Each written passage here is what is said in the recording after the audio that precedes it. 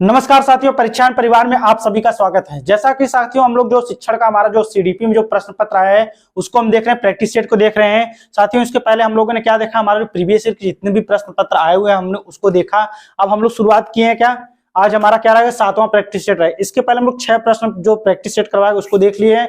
आज हम लोग 7वां देखेंगे साथियों, तो आप लोग भी एकदम लगे रहिए हमारे साथ। चलिए हम लोग शुरुआत करते हैं नई मोटिवेशनल ऊर्जा के साथ। शुरुआत करते हैं, क्या लिखा है, तरक्की का सिर्फ एक ही रास्ता होता है। तरक्की का सिर्फ एक ही रास्ता होता है साथियों कि कभी पीछे मुड़कर मत देखना। तरक्की का सिर्फ एक ही रास्ता होता है साथियों, कभी पीछे मुड़कर मत देखना। चलिए साथियों हम लोग शुरुआत करते देखेंगे आज का हमारा जो प्रश्न पत्र आया हुआ है, कैसे कैसे हमने प्रश्न आया हुआ है, आप उसको देखते रहिए और हमारे साथ चलते रहिए। चलिए देखते हैं, पहला प्रश्न देखेंगे आपका। आज हम टॉप 50 प्रश्न आए हुए साथियों। पहला प्रश्न क्या है दिया है साथियों, क्या हमारा पहला प्रश्न है, निम्नलिखित साक्षरता के लिए निम्नलिखित में से किसको निर्माण नींव के रूप में माना जाता है। किसको निर्माण नींव के क्षमता, यहाँ रहेगा साथियों, ये चीज आपका यहाँ रहेगा, क्षमता के रूप में माना जाता है। ऑप्शन ए दिया है, बोलने की, सुनने की, गाने की, चित्र बनाने की, समझने की। तो साक्षरता में निम्नलिखित में से किसको माना जाता है, निर्माण नींव के रूप में माना जाता है साथियों। हमारा क्या रहता है, बोलने की भी रहता है, सुनने की भी रहता है, चित्र बनाने की, समझने की, और गाने की यही नहीं रहता साथियों साक्षरता के रूप में। क्योंकि साक्षरता के रूप में बोलने के भी माना जाएगा, सुनने को भी, चित्र बनाने को और समझने को। तो ऑप्शन देख लेते हैं, पहला, दूसरा, चौथा, पांचवा किसमें। तो साथियों बी वाला ऑप्शन जो दिया यही क्या होगा, एक सही होगा। कौन सा, बी वाला ऑप्शन जो हमारा दिया वही क्या होगा, सही होगा। क्योंकि साथियों क्या पूछा, साक्षरता के निम्नलिखित निर्माण के रूप में, तो बोलने के रूप में, सुनने के रूप में, चित्र बनाने के रूप में और समझने के रूप में माना जाएगा। लेकिन गाने से, साक्षरता से कोई वो नहीं साथियों, यही क्या होगा, नहीं होगा। पहला, दूसरा, चौथा, पांचवा हमारा जो ऑप्शन बी होगा, ऑप्शन बी वाला हमारा जो होगा वही क्या होगा, सही उत्तर होगा। अगला प्रश्न देखते हैं, रेजियो एमिलिया दृष्टिकोण कब शुरू हुआ था। रेजियो एमिलिया दृष्टिकोण कब शुरू हुआ था साथियों, इसको देख लेते हैं। ऑप्शन हमारा दिया 1933, बी है 1953, सी है 1945 और डी है 1942। तो रेजियो एमिलिया दृष्टिकोण आपका कब आया था, तो याद साथियों सी वाला ऑप्शन जो दिया 1945 में इसको लाया गया था। रेजियो एमिलिया दृष्टिकोण को लाया गया था साथियों 1945 में। इसमें क्या होता है, द्वितीय विश्व युद्ध के समय ये चीजें क्या होती है, पठन पाठचर्या में जो चीजें शामिल होती है उसी के लिए करने के लिए इसको लाया गया था 1945 में। अगला प्रश्न देखते हैं हम, क्या हमारा दिया है,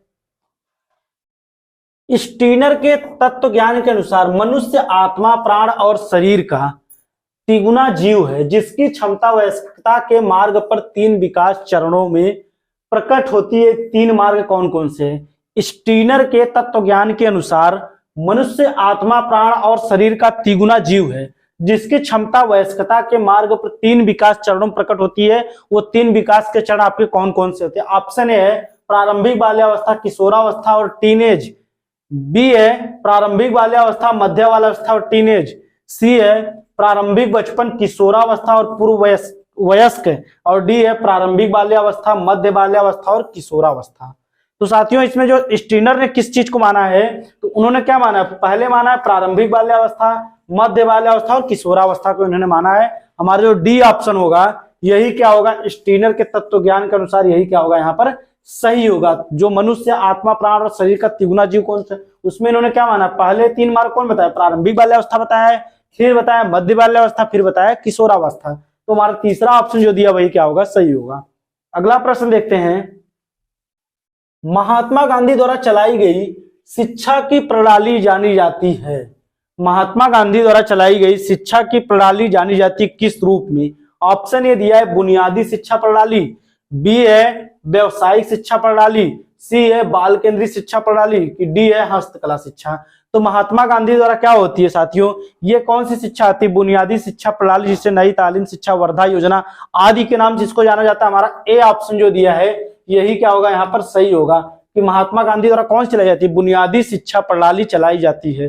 ठीक है साथियों, तो हमारा ऑप्शन ए जो दिया है वही क्या होगा, सही होगा। अगला प्रश्न देखते हैं, प्रकृतिवाद के अनुसार शिक्षा का केंद्र होना चाहिए।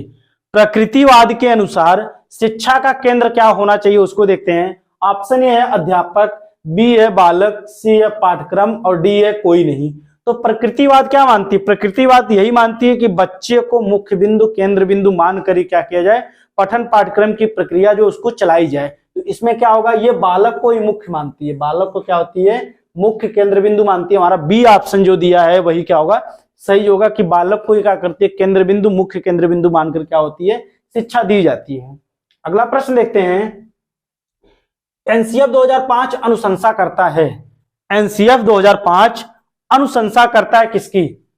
विषय सीमाओं को एकीकृत और ज्ञान समझ के लिए अग्रणी बनाया जाए।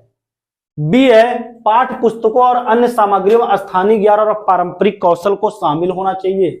सी है तीसरा मतलब स्कूल को एक उत्तेजक वातावरण प्रदान करना चाहिए जो बच्चों के घर और सामुदायिक वातावरण प्रतिक्रिया करता है। तो एनसीएफ 2005 क्या मानता है? वो कहता है बच्चों क्या बाहरी ज्ञान से जोड़कर उनको शिक्षा दी जाए, ये भी आपका सही है। स्कूल एक उत्तेजक वातावरण प्रदान करे जो बच्चों के और घर के सामुदायिक वातावरण प्रतिक्रिया करता है, ये भी सही है। लेकिन साथियों एकीकृत ज्ञान सीमा और समझ की बात ये क्या करता, नहीं करता। हमारा ऑप्शन पहला जो दिया है ये क्या होगा, गलत होगा साथियों। ऑप्शन कौन सही होगा? दूसरा और तीसरा। दूसरा तीसरा हमारा तीसरे वाला ऑप्शन दिए, सी वाला ऑप्शन यही क्या होगा हमारा सही होगा साथियों। दूसरा और तीसरा जिसमें दिया वही क्या होगा हमारा सही होगा। अगला प्रश्न देखते हैं, एनपीई के अनुसार शैक्षिक सुविधाओं के प्रावधान में, एनपीई के अनुसार शैक्षिक सुविधाओं के प्रावधान में क्षेत्रीय असंतुलन को ठीक किया जाना चाहिए तथा ग्रामीण और अन्य पिछड़े वर्गों में अच्छी शैक्षिक सुविधाएं प्रदान की जानी चाहिए। इसे डैश डैश डैश किस रूप में जाना जाता है? बात करता है किसकी साथियों? जो पिछड़े रूप से ग्रामीण तथा अन्य पिछड़े वर्गों में अच्छी शैक्षिक सुविधाएं प्रदान की जानी चाहिए, वो किसके रूप में माना जाता है? ऑप्शन ए निःशुल्क और अनिवार्य शिक्षा, बी है शिक्षा का अधिकार, सी है सभी के लिए शिक्षा, डी है शैक्षणिक अवसरों की समानाकरण अर्थात समानता। तो साथियों इसमें जो एनपीई बात करता है किस चीज की? ये बात करता है शैक्षिक अवसरों में समानाकरण की, समानकरण की, शैक्षिक अवसरों में समानता की जो बात करता है। हमारा डी ऑप्शन जो दिया है वही क्या होगा सही होगा, यानी इसी को मानती है। अगला प्रश्न देखते हैं, किसने कहा था कि किशोरावस्था तूफान एवं तनाव का काल या काल अवस्था है? किसने कहा था कि किशोरावस्था तनाव एवं तूफान की अवस्था है? ऑप्शन ए फ्रायड ने, ऑप्शन बी स्टेनले ने, ऑप्शन सी पियाजे ने, ऑप्शन डी हरलॉक ने। तो साथियों ये कोटेशन बहुत ही महत्वपूर्ण कोटेशन किसकी है? स्टेनले हॉल की। ऑप्शन जो बी दिया वही क्या होगा हमारा सही होगा। अगला प्रश्न देखते हैं, डैश डैश डैश शिक्षा का एक क्षेत्र है जो शिक्षा और विज्ञान प्रौद्योगिकी और निर्देशात्मक प्रणालियों के डिजाइन पर केंद्रित है, जिसका उद्देश्य छात्रों को शिक्षा प्रदान करना जो शारीरिक रूप से आमने सामने नहीं है। कहने का तात्पर्य यही साथियों कि शिक्षा कैसे प्रदान की जानी चाहिए? हमको क्या ऐसी शिक्षा मिले जो हमारे आमने सामने उपस्थित ना हो, लेकिन हमको क्या शिक्षा ग्रहण किया हमको मिलती रहे। ऑप्शन ए है दूरस्थ शिक्षा, बी है मिश्रित शिक्षा, सी है समावेशी शिक्षा, डी है कार्य शिक्षा। तो कार्य शिक्षा नहीं होगी, समावेशी शिक्षा मिश्रित, बल्कि क्या होगी साथियों दूरस्थ शिक्षा, एक स्थान से बैठ के दूसरे स्थान से शिक्षा को ग्रहण करना। हमारा ए वाला ऑप्शन जो होगा यही क्या होगा सही होगा। यहाँ पर क्या आएगा साथियों दूरस्थ शिक्षा कही जाएगी। कौन शिक्षा? दूरस्थ शिक्षा। ऑप्शन हमारा ए सही है। अगला प्रश्न देखते हैं, प्राथमिक विद्यालय स्तर के लिए अधिगम का निम्नतम स्तर MLL निम्नलिखित में से विद्यालय के किस विषय में निर्धारित किया गया था? निम्नलिखित में से विद्यालय के किस विषय में, इसको क्या कहते हैं? Minimum level of learning. MLL को क्या कहते हैं? Minimum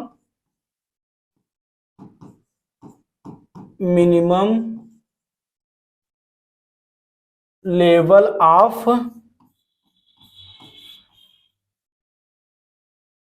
learning.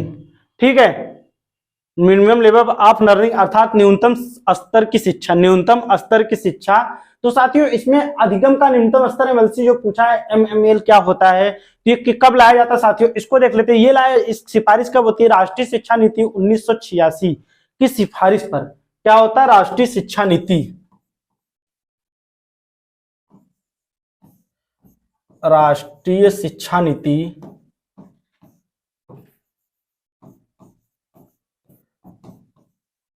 1986 पर क्या था? प्राथमिक विद्यालय में स्कूली विषयों में, प्राथमिक में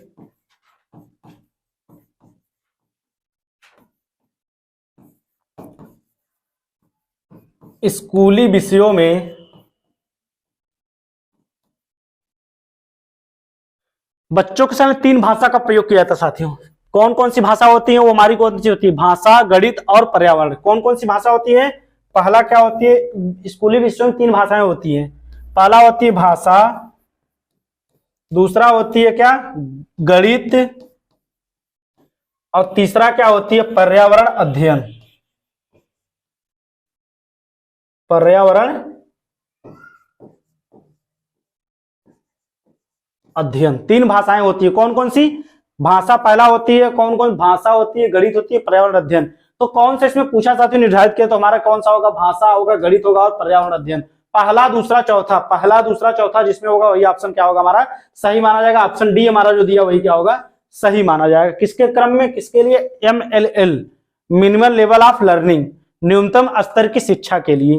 ठीक है, अगला प्रश्न देखते हैं हम लोग। दिया है निम्नलिखित में से कौन सा सिद्धांत यूनाइटेड नेशन जनरल असेंबली में मई 2002 में धारण किया गया था। निम्नलिखित में से कौन सा सिद्धांत यूनाइटेड नेशन जनरल असेंबली में मई 2002 में धारण किया गया था। ऑप्शन है प्रत्येक बच्चे को शिक्षित करना, दूसरा है सभी बच्चों के लिए पोषण, तीसरा है बच्चों का युद्ध से बचाव, चौथा है किसी बच्चे को बाहर न छोड़ें। तो ये कब आता है, ये सब द्वितीय विश्व युद्ध के समय आता है। इसमें मालगुजी जो हमारा सिद्धांत दिया है उसी पर ये क्या होता है, आधारित होता है साथियों। इसमें प्रत्येक बच्चे को शिक्षित करने की बात है, बच्चों का युद्ध से बचाव भी है, किसी बच्चों को बाहर न छोड़े ये भी है, लेकिन सभी बच्चों के लिए पोषण धारण करना ये बात इसमें नहीं कही गई है।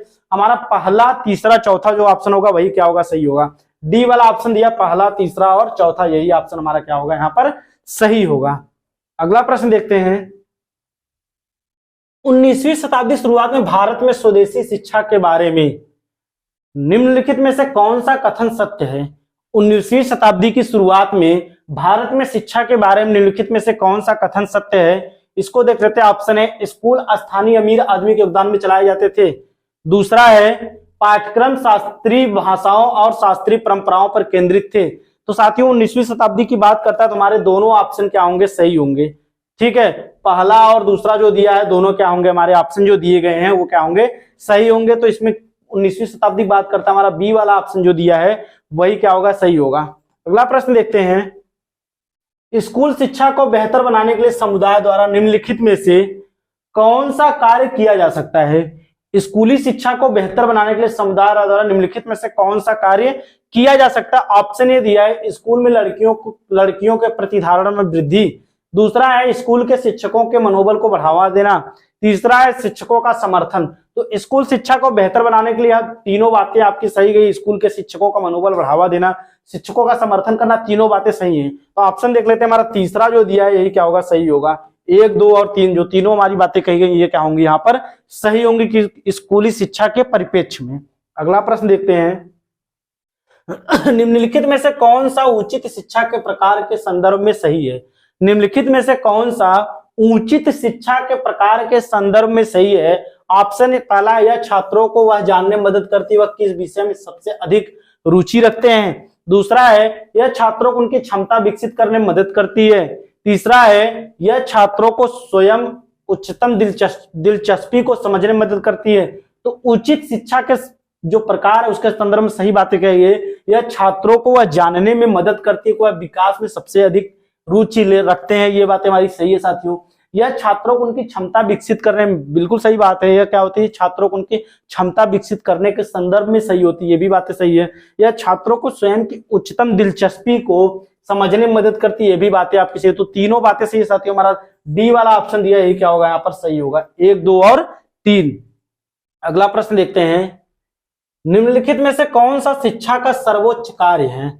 निम्नलिखित में से कौन सा शिक्षा का सर्वोच्च कार्य है। ऑप्शन पहला है एक ऐसा व्यक्ति बनाने के लिए जो एक कुशल तकनीशियन हो, दूसरा है एक विशेषाकृत व्यक्ति बनाने के लिए जो केवल अपने क्षेत्र के बारे में चिंताशील हो, तीसरा है एक ऐसा व्यक्ति बनाने के लिए जो प्रणाली के अनुरूप हो, और चौथा ऑप्शन हमारा क्या है, एक ऐसा व्यक्ति एकीकृत व्यक्ति बनाने के लिए जो जीवन से पूर्णता व्यवहार करने में सक्षम हो। तो कौन सा शिक्षा का सर्वोच्च कार्य होगा साथियों, तो उसमें क्या होगा, बातें आपकी क्या होंगी, सबसे सटीक उत्तर हमारा डी वाला जो दिया है यही क्या होगा कि एक क्या होगा, शिक्षा का सर्वोच्च व्यक्ति कहा जाए तो कौन सा होगा कार्य, एक ऐसा व्यक्ति एकीकृत व्यक्ति बनाने के लिए जो जीवन से पूर्णता व्यवहार करने में क्या होता साथियों, सक्षम होता। हमारा जो डी ऑप्शन दिया वही क्या होगा यहाँ पर सही होगा।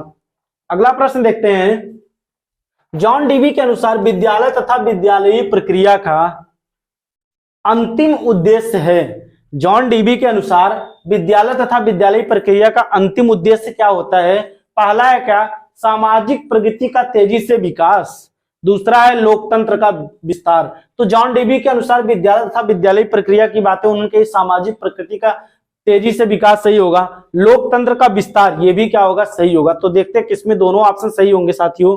ये हमारे पहला ऑप्शन मिल गया, एक और दो दोनों यही क्या होगा? हमारा सही होगा कि उन्होंने किस चीज की, जॉन डीवी ने क्या बताया है कि सामाजिक प्रगति का तेजी से विकास भी बताया इन्होंने, और लोकतांत्रिक का विकास विस्तार इन्होंने बात कही है।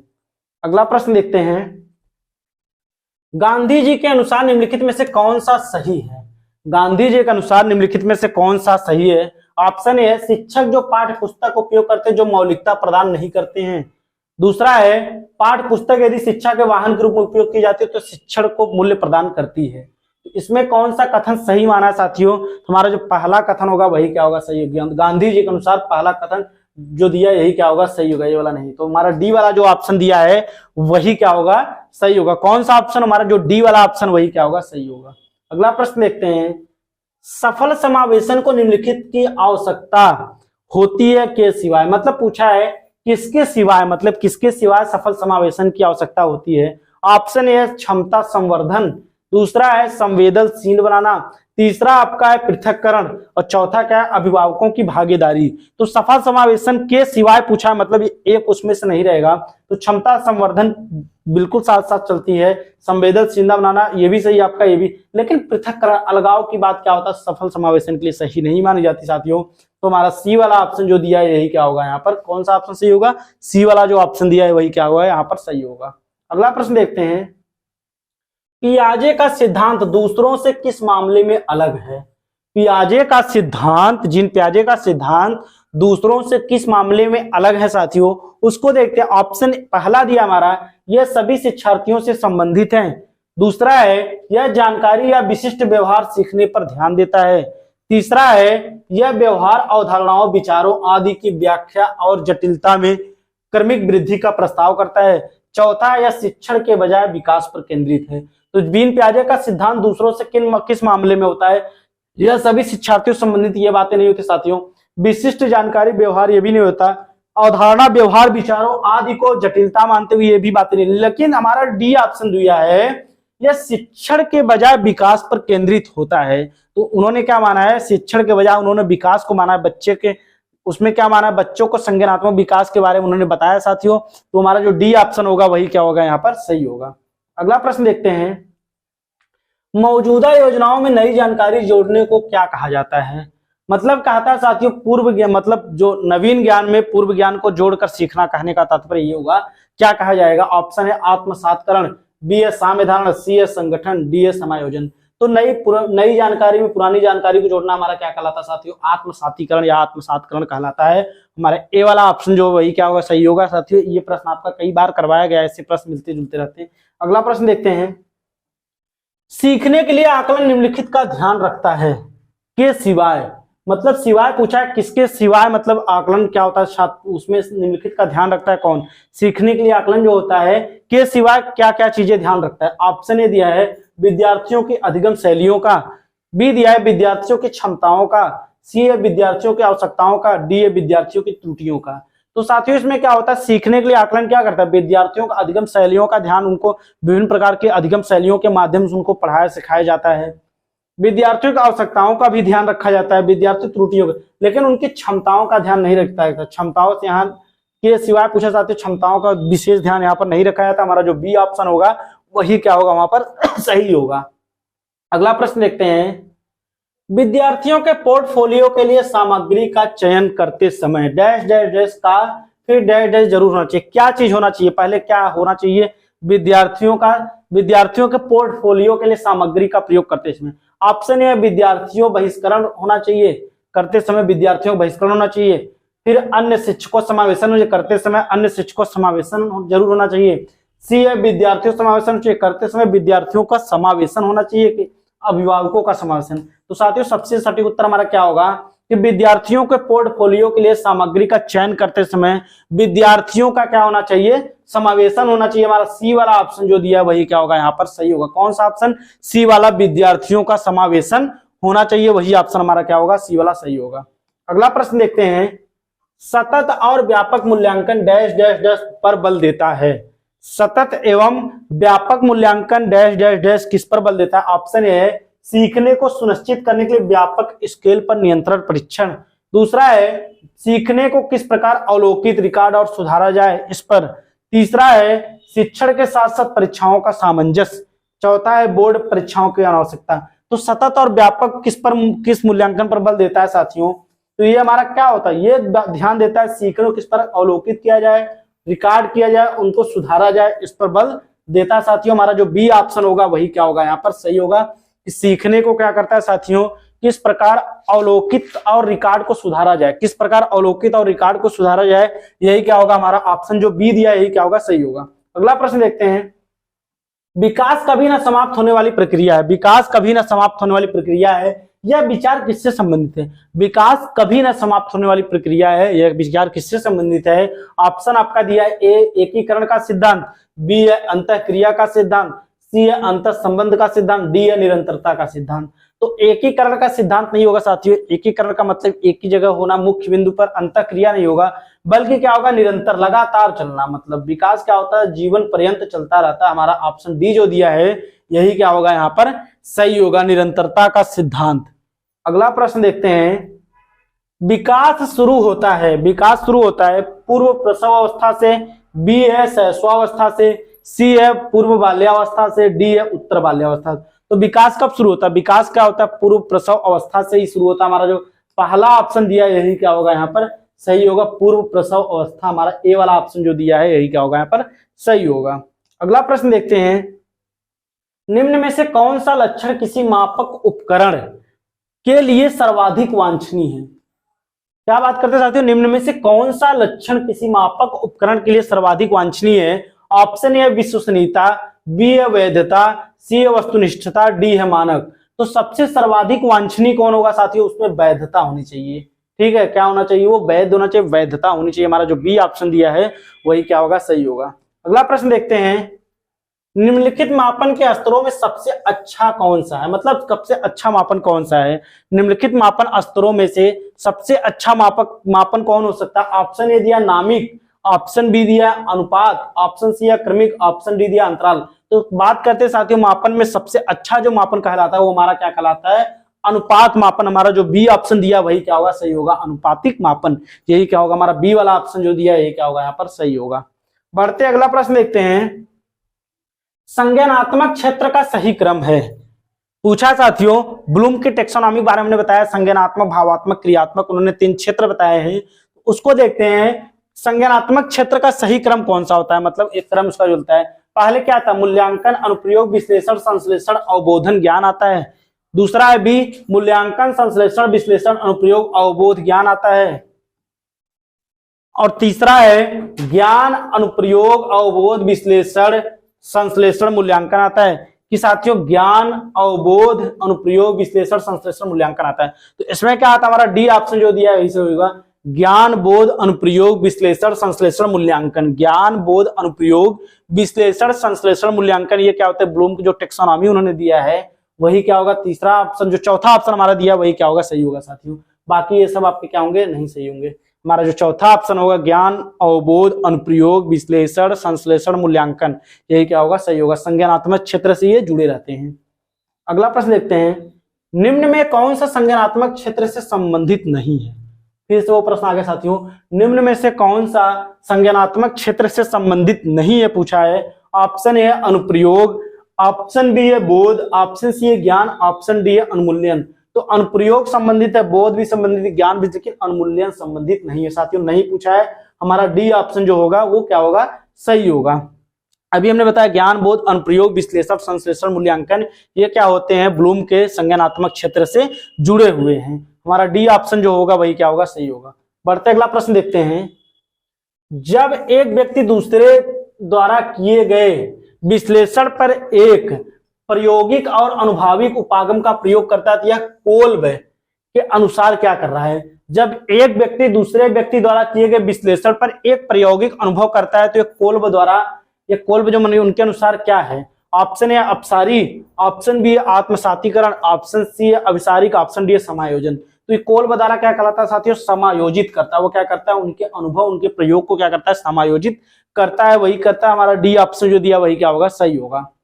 अगला प्रश्न देखते हैं, बंडूरा द्वारा दिए गए सामाजिक अधिगम के निम्नलिखित सोपानों को पुनर्व्यवस्थित कीजिए। मतलब बंडूरा ने जो सामाजिक अधिगम का सिद्धांत दिया है, उन्होंने जो अपने क्रम बताए हैं उसको क्या करना है हमको, एक क्रम में बैठाना। ऑप्शन पहला दिया व्यवहार को स्मरण करना, बी है स्मृति को कार्य में तब्दील करना, सी है प्रारंभिक किए गए व्यवहार का पुनर्वर्गीकरण, और क्या है डी है व्यवहार पर ध्यान देना।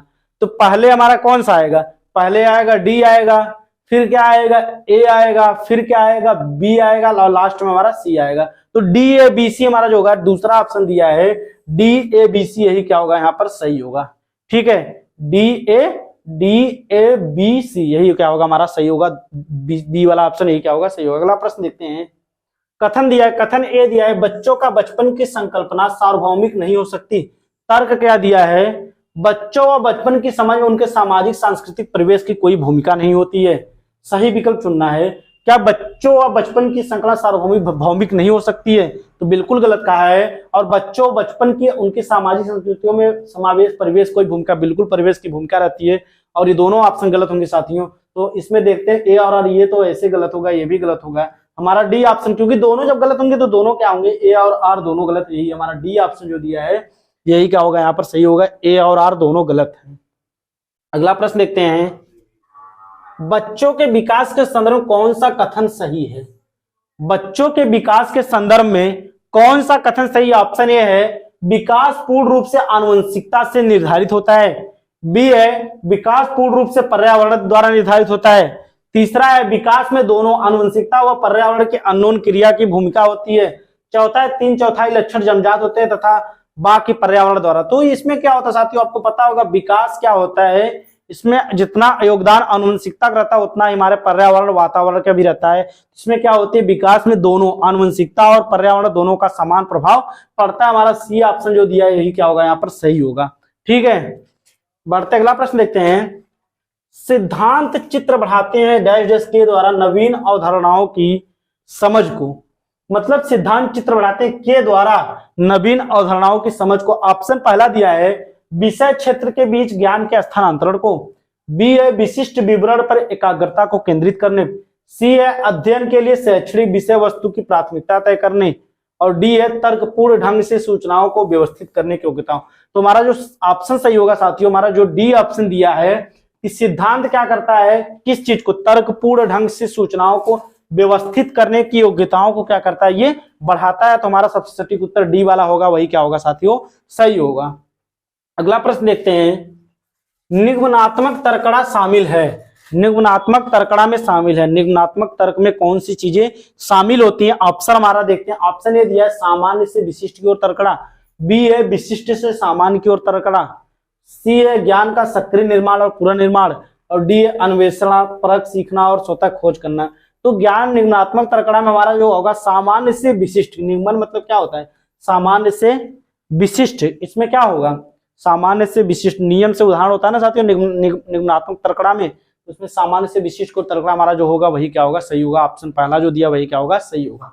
अगला प्रश्न देखते हैं, लोग अपनी सोच और व्यवहार में सहायता के लिए जिन विभिन्न मनोवैज्ञानिक साधनों का उपयोग करते हैं उन्हें वाइगोत्स्की द्वारा क्या कहा जाता है।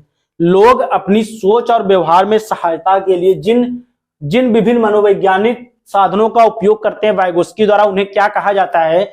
ऑप्शन पहला दिया है चार्ट, दूसरा दिया है संकेत, कूट दिया साथियों। तो इसमें क्या है, उसको संकेत कहा जाता है ना कि चार्ट कहा जाता है। हमारा दूसरा ऑप्शन ही क्या होगा सही होगा, बी वाला ऑप्शन जो दिया वही क्या होगा हमारा सही होगा, केवल संकेत कहा जाता है, उसको क्या कहा जाता है संकेत कहा जाता है। अगला प्रश्न देखते हैं, मौखिक संवाद जो बच्चे स्वयं से करते हैं उन्हें लेव वाइगोत्स्की क्या कहते हैं। मौखिक संवाद जो बच्चे स्वयं से करते हैं उन्हें लेव वाइगोत्स्की क्या कहते हैं।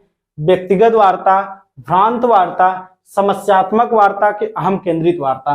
तो उन्हें क्या कहते हैं, भ्रांत वार्ता, समस्यात्मक, अहम केंद्रित वार्ता। आपका ये क्या होगा हमारा क्या होता है, व्यक्तिगत वार्ता। बच्चे जो स्वयं से बातचीत करते हैं उन्हें क्या कहा जाता है, व्यक्तिगत वार्ता कहा जाता है। हमारा ए वाला ऑप्शन जो दिया है वही क्या होगा यहाँ पर सही होगा, कौन सा, ए वाला ऑप्शन।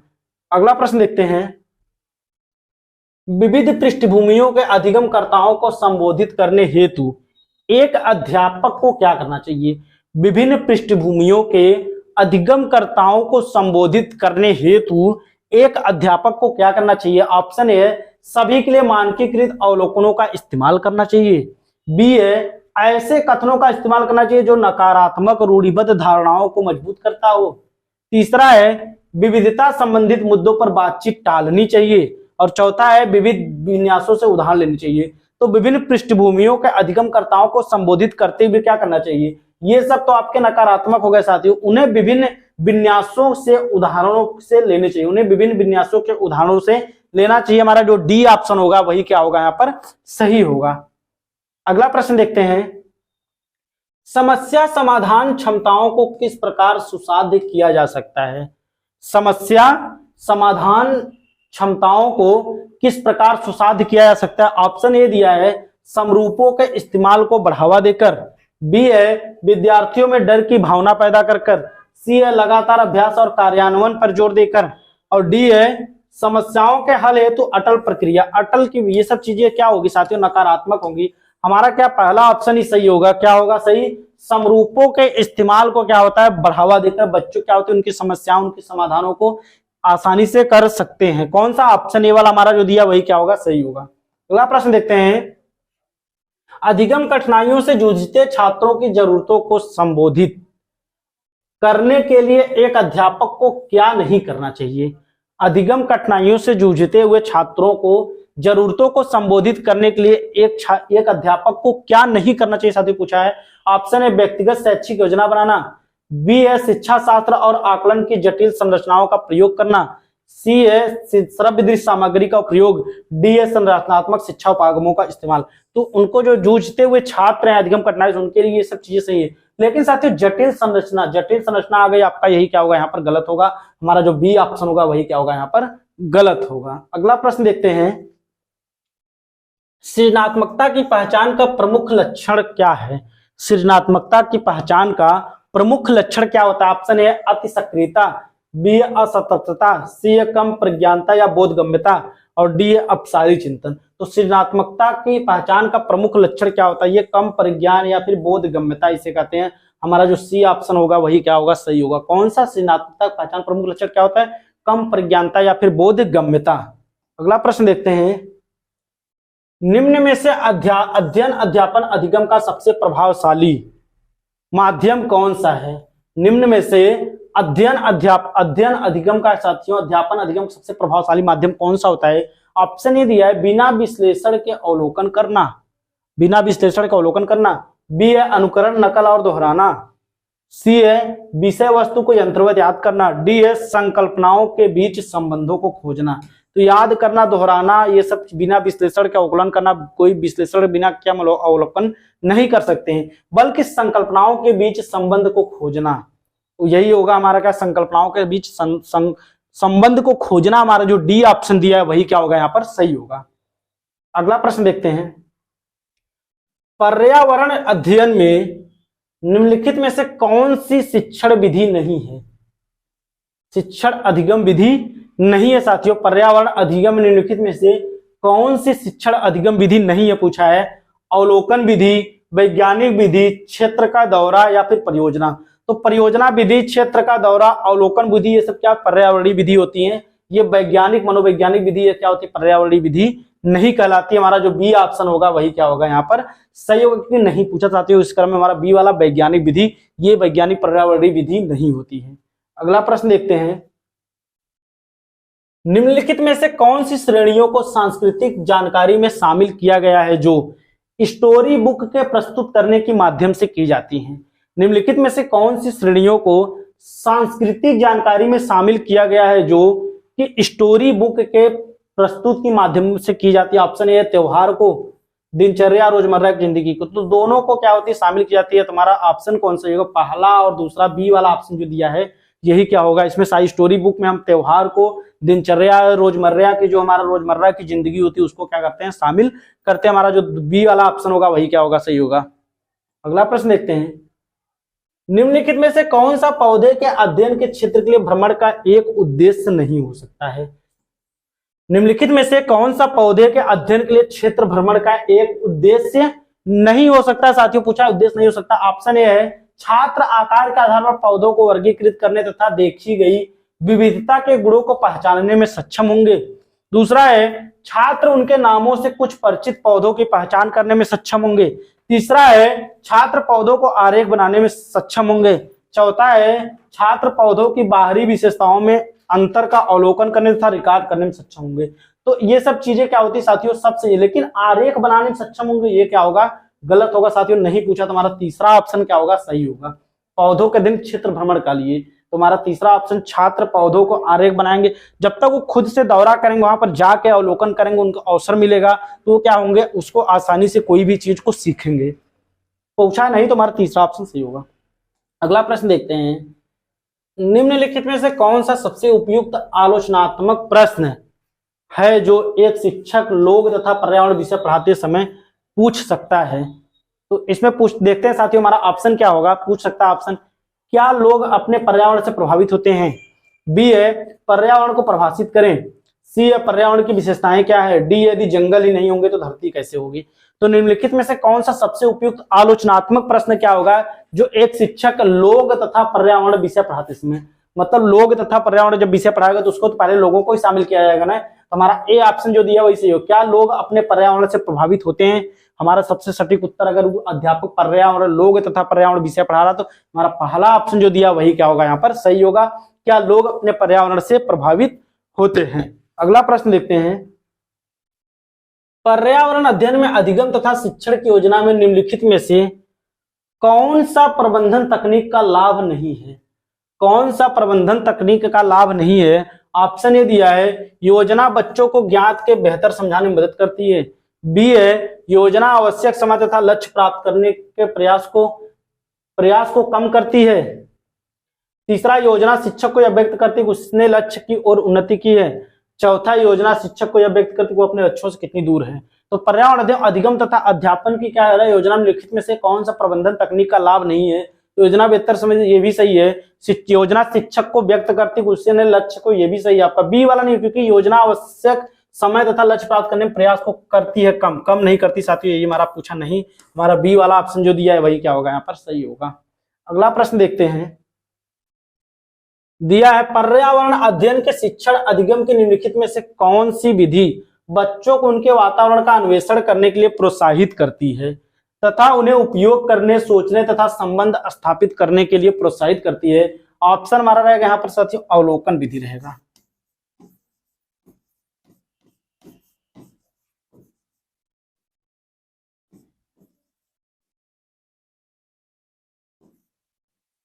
पहला क्या रहेगा यहाँ पर हमारा अवलोकन विधि रहेगा। तो पर्यावरण अध्ययन के शिक्षण अधिगम की निम्नलिखित में कौन सी विधि बच्चों को उनके वातावरण अन्वेषण अर्थात खोज करने के लिए प्रोत्साहित करती है तथा उन्हें उपयोग करने, सोचने तथा संबंध स्थापित करने के लिए प्रोत्साहित करती है। क्या अवलोकन विधि होती है, क्या समूह चर्चा विधि होती है, क्या रचनात्मक अभिव्यक्ति विधि होगी, परियोजना विधि।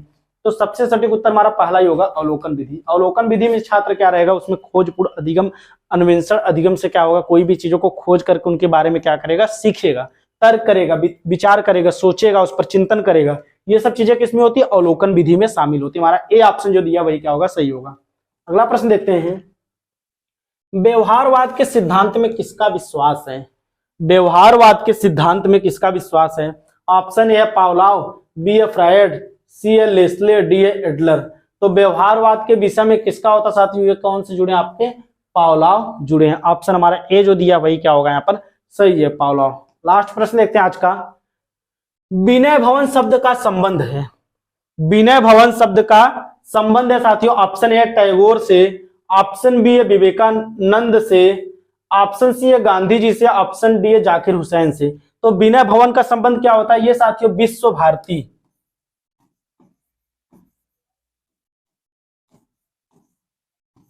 विश्व भारती में इसको जोड़ा गया साथियों। और विनय भवन का संबंध क्या होता है, विश्व भारती में क्या बताया गया है कि इसमें क्या रखा गया है, जो विनय भवन में इसमें जो बीएड की जो कक्षाएं चलती हैं उसके पाठ्यक्रम को किसमें रखा गया है, तो विनय भवन में रखा गया है, विश्व भारती में। ये क्या होती है, विश्व भारती में ये शामिल होती है रविन्द्रनाथ टैगोर के। तो हमारा ए ऑप्शन जो दिया है वही क्या होगा, इसमें सही होगा। पहला वाला ऑप्शन हमारा जो दिया है वही क्या होगा, टैगोर, इसमें सही होंगे। तो ये थे साथियों हमारे 50 प्रश्न। आज हम लोग टॉप 50 प्रश्न देखे जिनमें आपको अच्छे से अच्छे प्रश्न मिले होंगे साथियों। तो आप हमारे चैनल को अगर सब्सक्राइब नहीं किए तो सब्सक्राइब करें, उसको लाइक करें, कमेंट करें, और सबसे बड़ी चीज आप लोग क्या करें साथियों, शेयर जमकर कीजिए। आप लोग शेयर देखिए करेंगे तो सभी भाइयों बहनों तक हमारी कक्षाएं पहुंचेंगी और हमको क्या होगी, दोगुनी ऊर्जा प्राप्त होगी। हम आपसे और हमारी टीम बस यही कहेंगे साथियों, आप लोग जितना जितना हो सके वीडियो को आप लोग शेयर करते रहिए। शेयर करेंगे तो साथियों हमें क्या होती है, ऊर्जा मिलती है और हम इससे अच्छे से अच्छे प्रश्न अपने को तैयार करके लाते हैं साथियों। आपके लिए क्या हो, सारे प्रश्न अच्छे साबित हो और अच्छे तरीके से आप करके अपने परीक्षा को सफल बनाए साथियों। आप वीडियो को क्या करें, आप सबसे बड़ी चीज हमारे चैनल को जब शेयर करेंगे तो आप वीडियो को सब्सक्राइब कीजिए, लाइक कीजिए, कमेंट कीजिए और शेयर कीजिए। और आपको कोई भी डाउट हो तो आप कमेंट सेक्शन में उस प्रश्न को पूछ सकते हैं। तो साथियों आज के लिए बस इतना ही। आप सभी का बहुत बहुत धन्यवाद।